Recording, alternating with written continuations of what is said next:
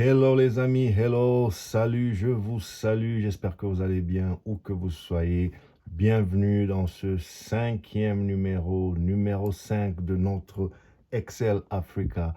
Vous savez, cet espace que nous avons créé pour jaser Biztech, les amis, pour parler technologie, pour parler transformation numérique, pour être précis, et commerce international, les amis. Bienvenue, bienvenue. Nous couvrons encore une fois aujourd'hui l'actualité allant plus ou moins du 6 au 12 février 2022. Et votre humble serviteur, comme toujours, docteur Jean-Paul Mouka. Merci de me recevoir chez vous et moi, je vous reçois chez moi avec un grand plaisir. Alors les amis, aujourd'hui, nous allons parler d'un sujet qui devrait tenir les Africains à cœur, où qu'ils soient, surtout les dirigeants, les décideurs, mais pas que. Ce sujet est énorme, important, critique, crucial pour tous les Africains. Et nous allons tenter de comprendre pourquoi. Les amis, aujourd'hui, nous parlons souveraineté numérique. Souveraineté numérique. Alors, vous me demanderez, c'est quoi la souveraineté numérique? Eh bien, je vous dirais, la souveraineté numérique, c'est comme la souveraineté, on va dire, physique. Vous savez, à l'échelle d'un pays, vous avez des frontières, vous avez à l'intérieur de ces frontières des personnes et des biens à protéger, des informations qui sont générées, des intérêts à préserver, et puis voilà, une certaine jalousie, une recherche de préserver, de se prémunir contre toute ingérence étrangère, contre toute manipulation, voilà, ennemi, adversaire. Et donc, c'est de cela qu'il s'agit dans la souveraineté physique. C'est pareil dans la souveraineté numérique, chers amis. Imaginez un pays, eh bien, à l'intérieur de ses frontières, à l'intérieur, dans les transactions quotidiennes, d'accord? Ici génère des masses de données. Pensez aux transactions commerciales, pensez aux mouvements de fonds, pensez aux paiements, aux informations bancaires, aux conversations téléphoniques. Eh bien, tout ça, c'est des tonnes et des tonnes, des terras et de terras et de terras de données qui sont emmagasinées souvent dans ces fameux data centers. Vous savez, vous en avez dû en voir et peut-être même travailler dedans. Ces gigantesques salles de machines avec des serveurs plutôt puissants et des baies de stockage. Et donc, on va essayer de toucher sur tout ça aujourd'hui. Et donc, j'étais en train justement de vous dire que ces données, une fois générées, elles doivent être sauvegardées, elles doivent être archivées, quitte à être exploitées au bénéfice d'une cause. Peut-être une cause stratégique, pourquoi pas, genre planification des services aux citoyens, peut-être une cause géostratégique pour générer un avantage comparatif sur des nations concurrentes. Voyez-vous? Peut-être des causes commerciales, analyse de données, données de l'importation par exemple, données des exportations par exemple, des causes juridiques, pourquoi pas? Par exemple des pièces à conviction dans un procès, des preuves, des archives, d'accord? Pourquoi pas des causes sécuritaires?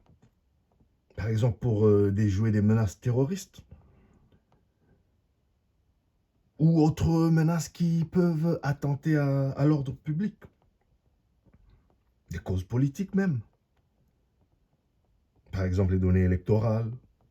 Vous savez, sur les causes politiques, on peut y aller sur tout un tas de dérivés, mais voilà, y compris les projets les plus pernicieux, mais c'est un peu un couteau à double tranchant, vous savez, c'est l'usage qu'on en fait.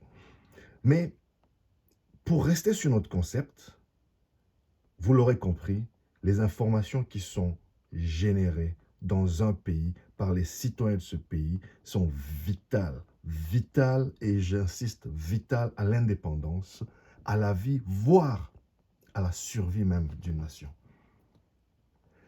Mais seulement il y a un problème, les amis. Vous savez, la vaste majorité de ces données générées dans les pays africains, donc par des citoyens africains en Afrique, eh bien, elle est hébergée hors du continent, dans les data centers en Occident, en Asie, en tout cas partout sauf en Afrique. Et vous voyez ici, par exemple, dans ce brillant article, brillant papier dans le journal de l'Afrique, on nous indique que le continent africain abrite seulement 1% des data centers de la planète, c'est-à-dire à peu près rien, les amis. 1%, on parle de 1,3%, c'est moins de 2%, c'est rien, c'est zéro carrément, les amis. Et d'où ce titre, donc, assez évocateur, comme vous pouvez le voir. Américains et Chinois veulent mettre la main sur la data africaine. Et le papier, ça, on va nous expliquer, je vous lis juste rapidement là. Si quelques constructeurs africains lancent des projets de data center sur le continent, les géants américains, pardon, et chinois sont déjà omniprésents sur un terrain pourtant presque vierge. Vous l'avez noté, les amis, presque vierge. Et donc, l'Afrique sous-traite. L'Afrique sous-traite le stockage des données en Europe et aux USA. Je crois que c'est même écrit noir sur blanc ici. L'Afrique, voilà. La bataille de la data et du cloud a bel et bien lieu sur le continent. Faute de data center, les pays africains sous-traitent le stockage des données en Europe et aux États-Unis. Évidemment, ce n'est pas tous les pays africains. Évidemment, ça ne se passe pas à la même échelle dans tous les pays, parce qu'on peut voir qu'il y a quand même quelques exceptions, quelques pays qui essaient de se démarquer dans le bon sens, mais rappelez-vous du principe, on est en train de parler de 1% ici. Dans les quelques pays qui essayent de bien faire, c'est dans le 1%. C'est encore quasiment rien, mais c'est des efforts déjà à saluer. Par exemple, l'Afrique du Sud, qui fait de Johannesburg la plaque tournante des data centers. Johannesburg et Cape Town d'ailleurs, parce que si vous connaissez un peu le coin, vous verrez qu'il y a des grands data centers, notamment dans la région du Cap. Mais bon, voilà, Johannesburg, l'Afrique du Sud essaye tant bien que mal. Et donc l'Afrique du Sud a compris l'enjeu, à savoir qu'il faut trouver le moyen d'inciter plutôt les géants de la tech à venir construire. D'accord? Ils doivent ramener ces infrastructures. Ils doivent venir construire ces infrastructures sur le continent, dans les pays où ces données sont générées. Vous savez, les avantages, ils sont évidents. Il y a des avantages de création d'emplois, construction des infrastructures, transfert de capacités dans les pays, transfert de compétences. Mais il y a quand même aussi des contraintes. Et l'Afrique du Sud essaie de les surmonter, par exemple, et c'est bien expliqué dans ce papier que j'ai pu consulter. Donc, il y a par exemple les multiples contraintes infrastructurelles notamment, et pas des moindres, l'électricité. Car, vous l'aurez deviné les amis, ces monstres, ces data centers sont quand même des machines hyper énergivores. C'est des machines très gourmandes en énergie. Il y a d'autres défis infrastructurels tels que la fibre optique, la sécurité foncière. Vous savez, construire ces salles des machines qui doivent être inscrites dans la durée et donc qui doivent être construites sur des terres, on va dire, qui ne seront pas réclamées, qui ne feront pas objet de contestation juridique. Et donc, il faut une certaine sécurité foncière. Vous avez peut-être suivi, comme moi, j'ai vu quelques très intéressants papiers passer euh, qui font état, en fait, de la grogne qu'il y a dans la région du Cap, face à, vous savez, je vous disais tout à l'heure que Amazon a construit quelques data centers dans la région du Cap, et il se trouve qu'un d'eux est construit sur des terres considérées comme sacrées par des peuples anciens, vous savez, les peuples fondateurs de cette région australe, les Khoi et les San. Et donc, toutes les conditions je parle au conditionnel parce que moi je ne suis pas juge et je n'ai pas suivi le procès, qui est d'ailleurs probablement en cours, mais en tout cas, sur ce que vous pouvez retrouver lorsque vous essayez de vous documenter, toutes les conditions n'auraient pas été réunies, et donc il y a de la grogne, et vous n'avez pas besoin de construire des infrastructures aussi vitales sur des terres ou dans des bâtiments qui pourraient être spoliés voilà, à l'avenir. Et donc voilà, c'est des sujets assez sensibles, mais il faut quand même y prêter attention. Et parmi les exceptions, je cite quand même le Sénégal qui, comme il est bien indiqué ici, a aussi construit un data center assez performant et qui se fait accompagner dans ce projet par les Chinois de Huawei. OK. Et donc, pour continuer ce sujet, les amis, j'aimerais tout simplement vous dire que sans data center, il n'y a pas de souveraineté numérique. D'ailleurs, le journal de l'Afrique, dans ce papier, ne dit pas autre chose. Sans data center, pas de souveraineté numérique africaine. Il faut oublier ça, les amis. Nous devons être propriétaires de nos données que nous générons sur le continent. Les données de nos citoyens qui constituent un avantage comparatif, qui constituent un enjeu stratégique. Mais la question, c'est qu'attendent les dirigeants africains pour agir? L'Afrique concentre à peine 1% des data centers de la planète. De quoi fragiliter la souveraineté numérique du continent? Qu'attendent donc les dirigeants africains pour réagir? La question est posée, les amis.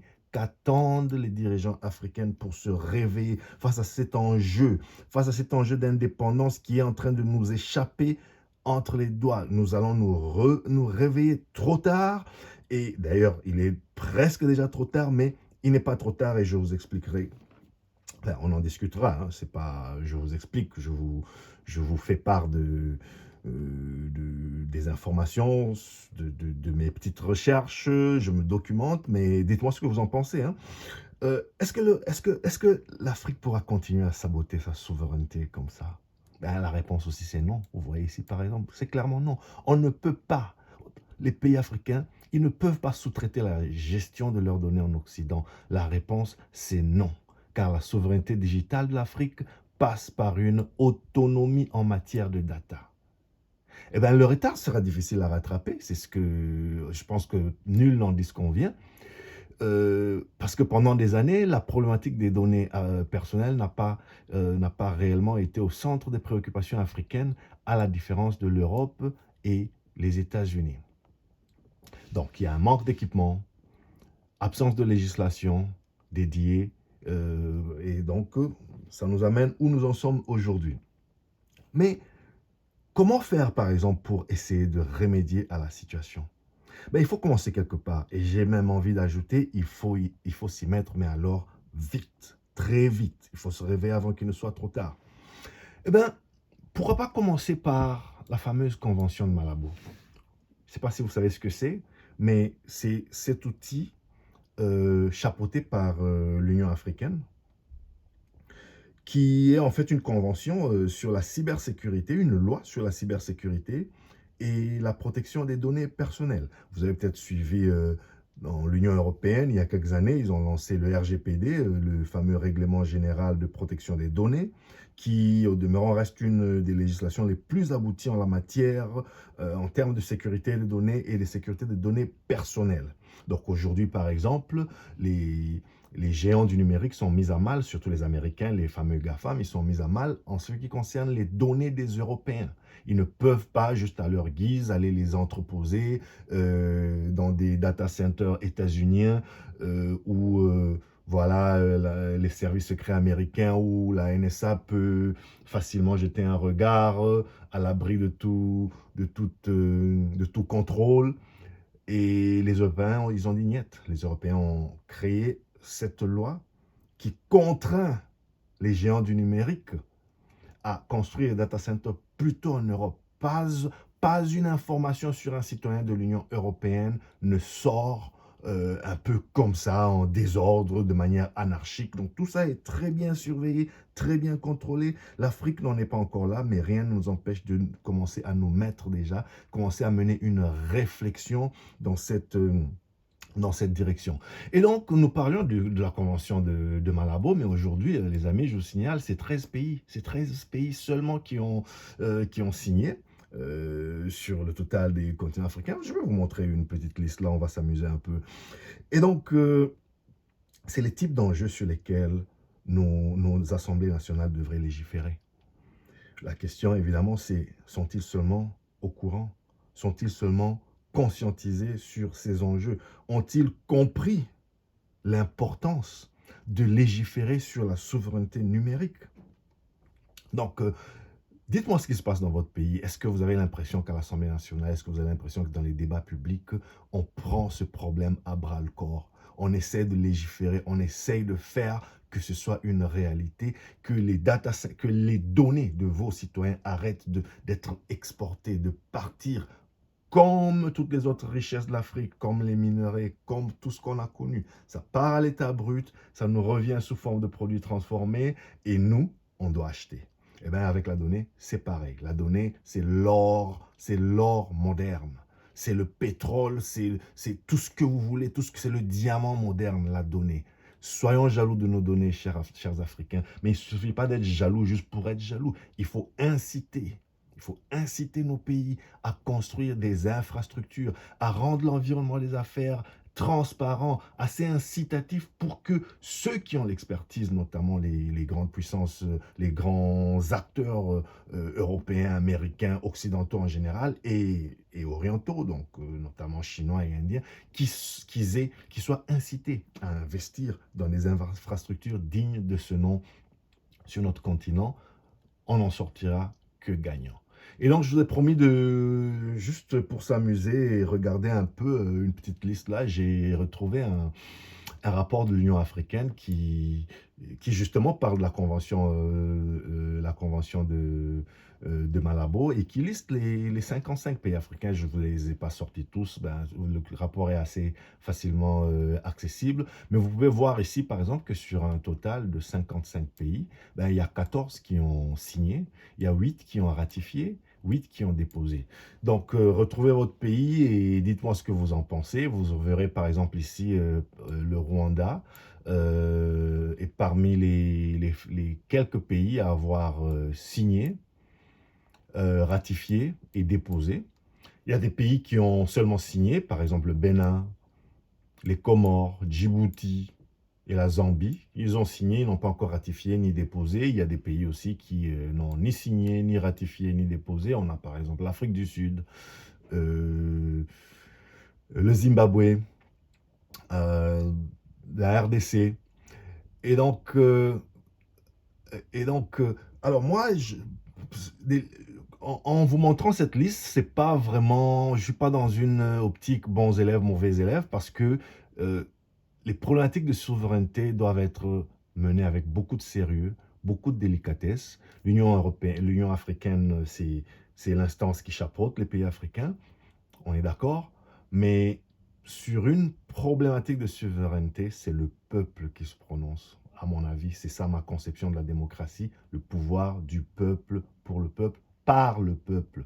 Et donc, s'il y a un pays qui n'a pas encore ratifié, qui n'a pas encore signé, parce que ça discutaille fort au Parlement, parce que le peuple ne s'est pas encore prononcé, parce que les intérêts de la nation ne sont pas encore très bien cernés, ben moi je dis pourquoi pas, c'est de bonnes guerres.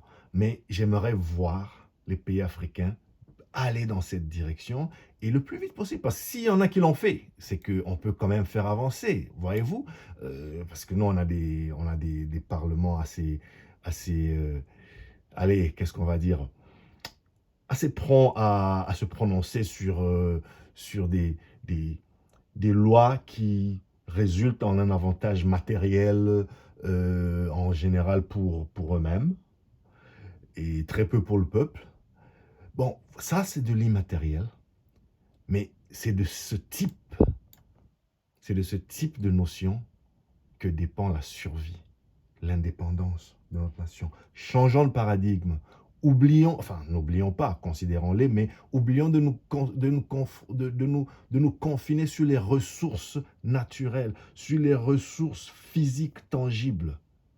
Les nations les plus compétitives, c'est celles qui investissent dans l'intelligence, l'immatériel.